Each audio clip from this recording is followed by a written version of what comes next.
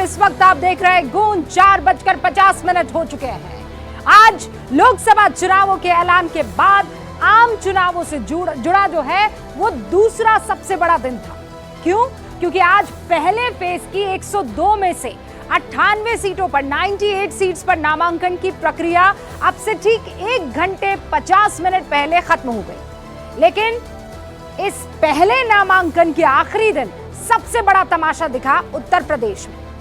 एक ही पार्टी, एक ही सीट, लेकिन उम्मीदवार दो। हालात ऐसे बन गए कि नामांकन के आखिरी वक्त तक पता ही नहीं चल पाया कि पार्टी का आधिकारिक उम्मीदवार है कौन। प्रभु, समाजवादी पार्टी की आज खूब फजीयत हुई। मुरादाबाद और रामपुर ये दो ऐसी लोकसभा सीट रही जहां पर समझ ही नहीं आया कि उम्मीदवार है कौन। समाजवादी पार्टी के चुनाव चिन्ह से लड़ेगा कौन। पहले मुरादाबाद से मौजूदा सांसद एसटी हसन ने समाजवादी पार्टी से उम्मीदवार के तौर पर नामांकन दाखिल किया था। यह खबर हमने न्यूज़ 18 इंडिया पर आपको दिखाई। फिर रुचि वीरा नामांकन करने आज पहुंच गई। दो तस्वीरें आप देख रहे हैं, रुचि वीरा पहुंची थी आज।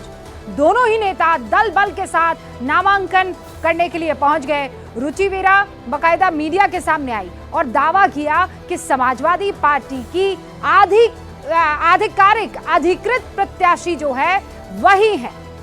हालांकि अब बहुत कंफ्यूजन क्रिएट हो जाने के बाद एसटी हसन जो हैं वो सामने आए, अपना नामांकन वापस ले रहे हैं, ऐसा कहा जा रहा है। और ऐसा माना जाता है कि हसन साहब अखिलेश गुट की तरफ से नॉमिनेट कर दिए गए थे, लेकिन उन्हें उस इलाके के समाजवादी पार्टी के दिग्गज नेता आजम खान पसंद नहीं करते थे, जबकि रुचि वीरा को आजम खान का समर्थन प्राप्त था और इसीलिए कंफ्यूजन क्रिएट हुआ। उसके बाद बाकायदा सामने आए एसटी हसन और उन्होंने कहा कि देखिए, पार्टी के मालिक है अखिलेश यादव और अगर वो चाहेंगे तो मैं चुनाव लड़ूंगा, लेकिन सस्पेंस अभी भी बरकरार रखा है। वो कहेंगे तो मैं चुनाव लड़ लूंगा। अब दूसरी सीट की तरफ आ जाइए, रामपुर। यहाँ भी दो उम्मीदवार आसिम रजा और मौलाना महिबुल्लाह नदवी इसी पसोपेश में रहे कि समाजवादी पार्टी का सिंबल आधिकारिक तौर पर मिलेगा किसको, मौलाना महिबुल्लाह को या आसिम रजा को। आखिरी वक्त में दोनों ने यही तय किया कि हम तो नामांकन करेंगे। इस सीट पर अभी तक साफ नहीं हो पाया है कि कौन समाजवादी पार्टी का उम्मीदवार है। यहाँ भी झगड़े की वजह आजम खान खेमा और अखिलेश की पसंद है। नदवी अखिलेश की पसंद है, जबकि आसिम रजा आजम खान के करीबी है। ऐसे ही अगर झगड़े की बात करूं तो एक और चैप्टर महाराष्ट्र में देखने को मिला। हालांकि वहां शिवसेना, उद्धव गुट और कांग्रेस कुछ सीटों पर अभी भी अड़ी हुई है। कांग्रेस और शरद पवार गुट इस बात से भी नाराज है कि उद्धव ठाकरे ने एक तरफ उम्मीदवारों का ऐलान कर दिया। अब तो हालात इतने बिगड़ गए हैं कि कांग्रेस के नेता खुलेआम सहयोगी दलों पर जुबानी हमला भी कर रहे हैं। सुनिए क्या कह रहे हैं संजय निरुपम। उस उम्मीदवार के ऊपर भ्रष्टाचार का आरोप है, ईडी के द्वारा छानबीन जारी है और भ्रष्टाचार का भी जो आरोप है वह कोविड के जमाने में जो मुंबई के गरीब प्रवासी मजदूरों को मुफ्त भोजन कराने की जो योजना थी, उस योजना में से कॉन्ट्रैक्टर से उनने दलाली ली। जो खिचड़ी सप्लाई की गई थी, उस खिचड़ी सप्लायर से उन्होंने दलाली खाई है, जिसकी छानबीन हो रही है। और ऐसे खिचड़ी चोर उम्मीदवार को शिवसेना ने हमारे सर पे थोपा है। हम इसका सरासर विरोध करते हैं। मैं अपने शीर्ष नेतृत्व से इतना ही कहना चाहूंगा कि मैं एक आध हफ्ते ज़्यादा से ज़्यादा अब इंतजार करूंगा। मुझे मालूम है आप लोगों के मन में चिंता ये होगी कि हम अगला निर्णय क्या ले रहे हैं। मैं साफ साफ कहना चाहता हूं कि मेरे सामने अब सारे विकल्प खुले हैं। बिहार में भी पहले चरण में जिस औरंगाबाद सीट पर चुनाव होना है, वहां कांग्रेस अपना दावा छोड़ने को तैयार नहीं है। खबरें ऐसी आ रही है, जबकि आरजेडी ने अभी तक कांग्रेस को कौन कौन सी सीट मिली है उस पर तस्वीर साफ नहीं की है। आपको पहले बता दें कि बिहार के पहले चरण की 4 सीटों पर कल तक नामांकन होगा। ऐसा इसलिए क्योंकि होली यहां पर कल सेलिब्रेट की गई थी। यहां पर नामांकन को इसीलिए एक दिन अतिरिक्त जो है वो बढ़ा दिया गया था। इन आपसी झगड़ों के बीच पहले चरण के लिए आज कई दिग्गजों ने नामांकन किया। नागपुर से केंद्रीय सड़क परिवहन मंत्री नितिन गडकरी पहुंचे, नामांकन किया है। महाराष्ट्र की नागपुर सीट से वो चुनाव लड़ेंगे। जितिन प्रसाद ने पीलीभीत से अपना नामांकन जो है वो दाखिल कर दिया है। उत्तर प्रदेश से जितिन प्रसाद और उसके बाद अलवर से केंद्रीय मंत्री भूपेंद्र यादव को आप देख रहे हैं। नागौर से बीजेपी की ज्योति मिर्धा ने और आरएलएसपी के हनुमान बेनीवाल ने, तमिलनाडु के कोयम्बतूर सीट से बीजेपी प्रदेश अध्यक्ष अन्ना मलाई ने भी नामांकन का आखिरी दिन आज अपना पर्चा दाखिल कर दिया है। वहीं बीजेपी के मीडिया इंचार्ज अनिल बलूनी उत्तराखंड के गढ़वाल से और बिहार के गया से पूर्व मुख्यमंत्री जितिन राम मांझी ने भी अपनी किस्मत का फैसला पहले चरण में करने के लिए नामांकन जो है वो दाखिल कर दिया है।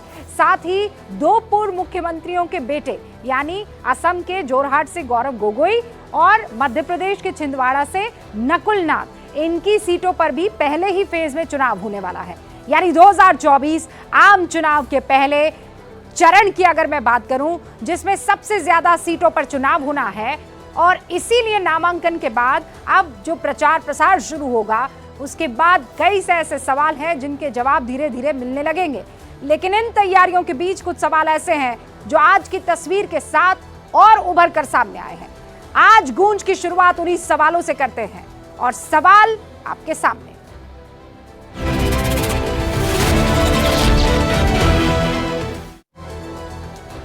गूंज में आज का सबसे बड़ा सवाल यही है कि विपक्षी खेमे में प्रत्याशियों को लेकर असमंजस आखिरी वक्त में क्यों बना हुआ है। सवाल तो यह भी है कि विपक्ष आसपास ऐसे ही आपस में लड़ता रहेगा तो चुनाव कैसे जीतेगा। और सवाल सबसे अहम ये कि नोटिफिकेशन की ये प्रक्रिया के बाद जो बीजेपी दम भर रही है 370 का, वो जमीन पर कितना सही साबित हो रहा है। डिबेट की शुरुआत करूं उससे पहले एक सवाल आपके सामने भी रखती हूं रोज की तरह। सवाल यह है कि नामांकन के आखिरी वक्त में प्रत्याशियों को लेकर विपक्ष में असमंजस क्यों? तालमेल की कमी, महत्वाकांक्षा या पता नहीं? इस सवाल पर वोट करते रहिएगा। इसका रिजल्ट अंत में आपके सामने रखूंगी। और अब जो सवाल आप सबके सामने स्पीकर्स के जरिए जवाबों के तहत आएंगे, वो स्पीकर्स कौन से होंगे वो आपके सामने रख देती हूं। जवाब देने के लिए आज गूंज में शामिल हो रहे हैं बीजेपी के अजय आलोक, राष्ट्रीय प्रवक्ता। हमारे साथ समाजवादी पार्टी के अनुराग भदौरिया भी जुड़ रहे हैं। आरजेडी के सुबोध कुमार मेहता भी हमारे साथ जुड़ चुके हैं। इनफैक्ट स्क्रीन पर आपको नजर आ रहे हैं। राष्ट्रीय लोक मंच के माधव आनंद, वरिष्ठ पत्रकार सतीश के सिंह साहब भी हमारे साथ जुड़ रहे हैं। सतीश जी प्लीज स्टूडियो में आइए। और हमारे साथ वरिष्ठ पत्रकार हर्षवर्धन त्रिपाठी जी भी है। तो चलिए शुरुआत करते हैं पक्ष विपक्ष की गूंज से।